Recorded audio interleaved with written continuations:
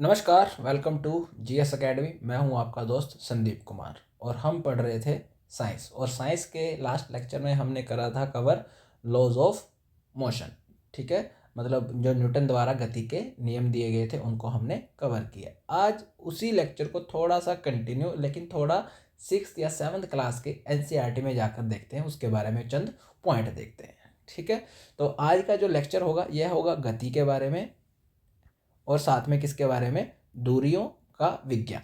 ठीक है, तो प्राचीन परिवहन जो एंशिएंट समय में हमारे यहाँ पर ट्रांसपोर्ट चलता था, ठीक है, परिवहन से लेकर आधुनिक मापन तक की कहानी रहेगी। ठीक है, तो उसके बारे में बताया जाएगा इस लेक्चर में।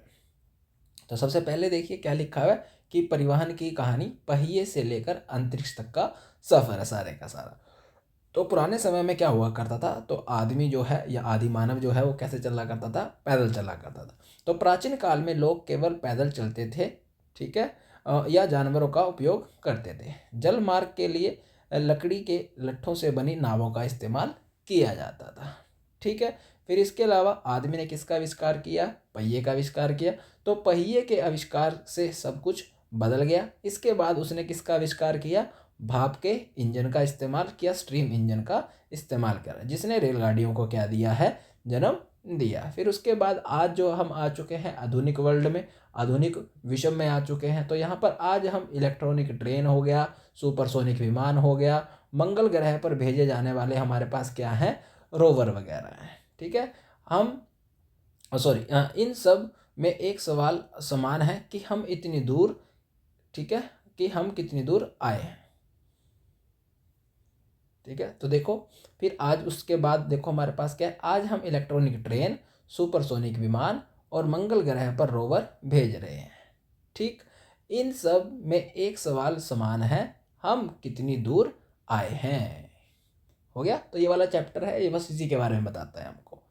अब आता है कि पुराने समय में अगर हमको किसी चीज़ की मेजरमेंट करनी है तो हम किसका इस्तेमाल करते हैं, तो किसका इस्तेमाल करते थे हम, हाथ का ही इस्तेमाल करते हैं, या फिर हाथ से बनी हुई कुछ छोटी मोटी लकड़ी वगैरह की चीज़ें हैं तो उनका इस्तेमाल करके हम किसी चीज़ की क्या करते थे, लंबाई वगैरह मापते थे। ठीक है, तो गिल्ली डंडा की समस्या, तो गिल्ली डंडा भाई अगर मेरे को इस टेबल को मापना है तो इसको लिए मैं किसका इस्तेमाल करूँगा, या तो अपने हाथ का इस्तेमाल करूँगा या फिर किसी लकड़ी को मेजरमेंट के लिए मैं इस्तेमाल कर लूँगा। ठीक है, अब इसका कन्फ्यूजन क्या है कि अब देखो हाथों की लंबाई जो होगी वो किसी की क्या नहीं है, एक समान नहीं है, तो जिससे जो होगा वो मापने में कठिनाई आती है। ठीक है, तो निष्कर्ष क्या निकला, अंदाजा या अलग अलग आकार की चीज़ों से मापन करने पर हमेशा क्या हो जाता है, झगड़ा वगैरह या फिर कन्फ्यूजन हो जाता है। जैसे आप आजकल भी गांव में ये चलता है कि अगर दो भाइयों के बीच में डिस्प्यूट हो रहा है ज़मीन को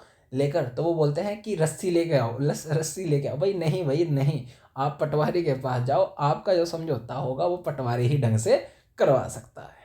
क्लियर, तो मतलब पुराने समय में है जब चीज़ें नहीं थी, हाँ, तब उसका इस्तेमाल चल जाता था। आज जब चीज़ें हैं बेहतर, तो आप बेहतर का ही क्या कीजिए, इस्तेमाल करिए, ताकि जो आपका झगड़ा है उसको बेहतर ढंग से सुलझाया जा सके। क्लियर,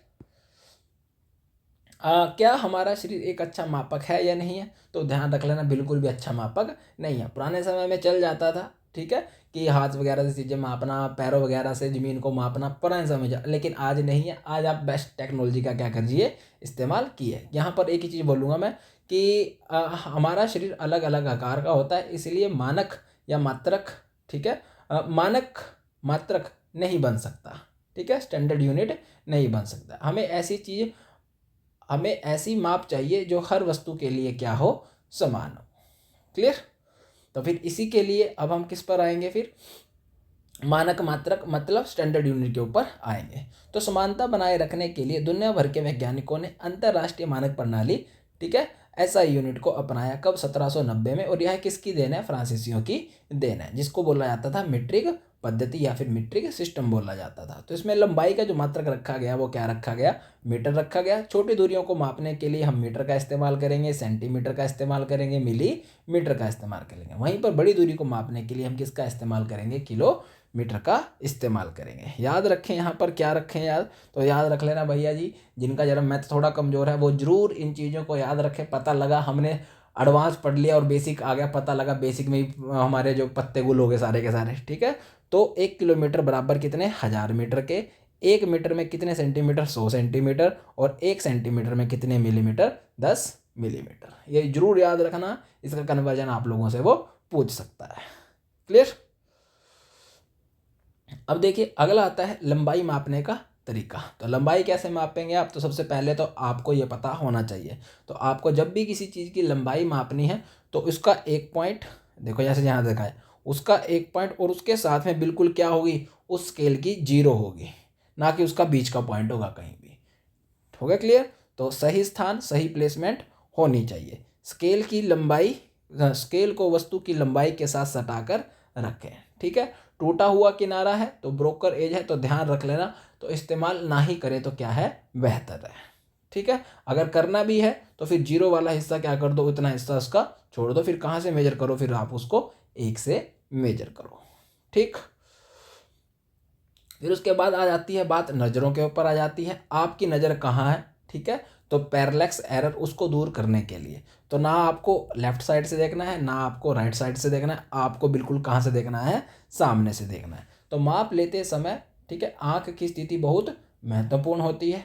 सही स्थिति आपकी आँख ठीक उस बिंदु के सामने होनी चाहिए जहाँ माप लिया जा रहा है। यदि आप तिरछे देखेंगे तो आपका माप क्या आ जाएगा, गलत आ जाएगा। इसी को बोला जाता है क्या, पैरेलैक्स एरर, ठीक है। तो ना इधर से देखना, ना इधर से देखना, ना ऊपर से देखना, सीधा कहाँ से देखना है, सामने से देखना है। उसके अलावा अगली बात कर रहा है ये कि अगर मेरे पास कोई कर्व चीज़ है, इसकी लंबाई मैं कैसे मापूंगा। इसकी लंबाई तो मैं स्केल से नहीं माप सकता। अब इसकी लंबाई को मापने के लिए हम किसका इस्तेमाल करेंगे, हम धागे का इस्तेमाल करेंगे। तो यहाँ पर 4 चरण दे रखे हैं। तो एक धागा लेना है, उस पर नोट लगा देनी है, उस पर गांठ लगा देनी है एक किनारे पर, ठीक है। तो धागे को वक्र रेखा के साथ लेके चलना है। अब तो इसकी मेरे को लंबाई मापनी है, तो यहाँ मेरे को धागा लगा देना, फिर उसके बाद धागे को इसी के साथ क्या करवाना है, इसके ही साथ साथ मूव करवाना है, ठीक है। और अंतिम पॉइंट को क्या कर लेना है, उस पर चिन्ह कर लेना है, और बाद में उस धागे को स्केल पे रख के उसको माप लेना है, ठीक है।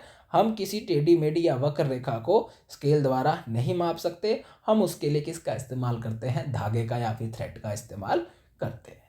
हो गया क्लियर। तो ऐसे क्वेश्चन आ सकते हैं कि बताइए अगर कोई कर्व चीज़ है उसको मापने के लिए आप किसका इस्तेमाल करोगे, ठीक है। हमारे चारों ओर गति, ठीक है। तो एक तरफ विराम और एक तरफ गति है, ठीक है। तो गति क्या कहा जाएगा कि समय के साथ किसी वस्तु की स्थिति में क्या जाना है, परिवर्तन आ जाना है, उसी चीज़ को बोला जाएगा क्या, गति। अगर नहीं आ रहा है तो हम क्या बोलेंगे, वो चीज़ किस में है, रेस्ट में है। अगर आ रहा है तो हम क्या बोल देंगे, उसको मोशन में बोल देंगे। घर हो गया, मेज हो गया, ठीक है, या स्कूल, ये समय के साथ अपना स्थान नहीं बदलती, इसलिए हम उसको क्या बोल लेंगे, वो किस अवस्था में है, विराम अवस्था में। और जो समय के साथ, ठीक है, अपनी स्थिति में परिवर्तन कर लेगी, उसी को हम क्या बोल देंगे, गति बोल देंगे। एक उड़ती हुई चिड़िया होगी या रेंगती हुई चींटी होगी, ये समय के साथ अपनी स्थिति में बदल लेती है, तो हम क्या कहेंगे कि वो किस में है, गति में है। लास्ट वाले लेक्चर में, आई थिंक पहले या दूसरे लेक्चर में हमने देखा था कि गति और मोशन और मूवमेंट में अंतर जानना था हमने, ठीक है। मूवमेंट एक जगह खड़े खड़े, ठीक है, तो वो वाला दोनों के बीच में वो भी अंतर है, याद रखना। फिर अब उसके बाद देखिए जो गति वगैरह होगी वो कितनी तरह की होगी, 3 तरह की। सबसे पहला होता है हमारे पास रेक्टिलिनियर मोशन। रेक्टिलिनियर का क्या मतलब, जब कोई वस्तु एक सीधी रेखा में क्या करती है, गति करती है, ठीक है। उदाहरण के लिए सीधी सड़क पर चलती हुई क्या है, कार है। परेड करते हुए क्या है, खिलाड़ी हैं। ऊपर से गिरता हुआ पत्थर है, तो ऊपर से पत्थर गिर रहा है तो सीधी रेखा में। या फिर 100 मीटर की दौड़ कौन दौड़ रहा है, एक धावक दौड़ रहा है। ये सब के सब एग्जाम्पल हैं किसके हैं, रेक्टिलिनियर मोशन के। क्लियर यहाँ तक। चलिए उसके बाद आता है हमारे पास सर्कुलर मोशन। जब कोई वस्तु इस प्रकार गति करती है कि उस वस्तु की किसी नियत बिंदु से दूरी क्या रहती है, समान रहती है। नियत बिंदु का मतलब होता है फिक्स्ड पॉइंट, ठीक है। तो ये पंखा है, ठीक है, ये पंखे का जो ये वाला पॉइंट है, ये इसका क्या हो गया, फिक्स्ड पॉइंट हो गया, नियत पॉइंट। अब इसके चारों इसके पंखे क्या कर रही हैं, घूम रही हैं, ठीक है। तो बिजली का पंखा या घड़ी का एक जगह से दूसरी जगह नहीं जाते, लेकिन उनके पंख या ब्लेड और सुइयाँ क्या करती हैं, गोल घूमती हैं। तो लगेगा तो हमें, देखो अब ये गति में है या किस में है, अब देखो दूर से देखा जाएगा तो आपको लगेगा इसकी पोजीशन में तो कोई चेंज नहीं आ रहा, लेकिन अगर आप माइक्रोस्कोपिक लेवल पे देखोगे पंखड़ियाँ अपनी जगह बदल रही है नहीं बदल रही। हाँ, बस इसी चीज़ को याद रखना है।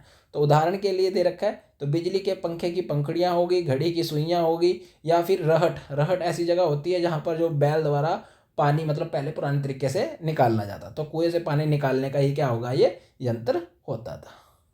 क्लियर।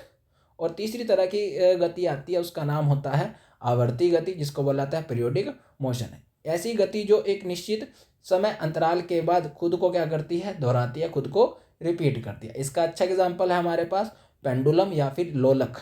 ठीक है, तो ये देखो पेंडुलम है, थोड़ी देर में आगे, उसके बाद पीछे, फिर आगे, फिर पीछे, तो कुछ समय के बाद अपनी पोजीशन को क्या कर रही है, ये दोहरा रही है। और जब दोहराएगी तो उसी चीज़ को बोला जाएगा पीरियोडिक मोशन बोला जाएगा।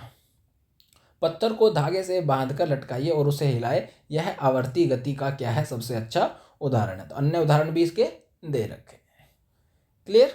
फिर उसके बाद आता है गतियों का संयोजन, कॉम्बिनेशन ऑफ मोशन। कई बार वस्तुएं एक से अधिक प्रकार की गति करती है, जैसे अब सिलाई मशीन। तो यहाँ पर देखो वो बार बार अपनी पोजीशन, पहले आगे पीछे आगे पीछे आगे पीछे, तो इसको बोला जाएगा कौन सा, आवर्ती मोशन या फिर पीरियोडिक मोशन। अब वहीं पर देखो इसका जो हत्था होगा, जिसको हाथ के द्वारा या फिर पैर के द्वारा घुमाया जाएगा, उसी को क्या बोला जाएगा, सर्कुलर मोशन। तो इन दोनों का ही क्या हो गया, ये कॉम्बिनेशन हो गया। ठीक है। फिर ऐसे ही जो गेंद मान लो चौके छक्के के लिए जा रही है, तो वो एक सीधी रेखा में जा रही है। ठीक है, तो आ गया लीनियर। फिर उसके बाद वो गोल गोल भी तो घूम रही है, तो हम क्या बोल देंगे उसको, सर्कुलर मोशन। क्लियर। तो ये दोनों का क्या है, एग्जाम्पल है। तो हमने इस चैप्टर में क्या क्या सीखा, तो उसके बारे में है।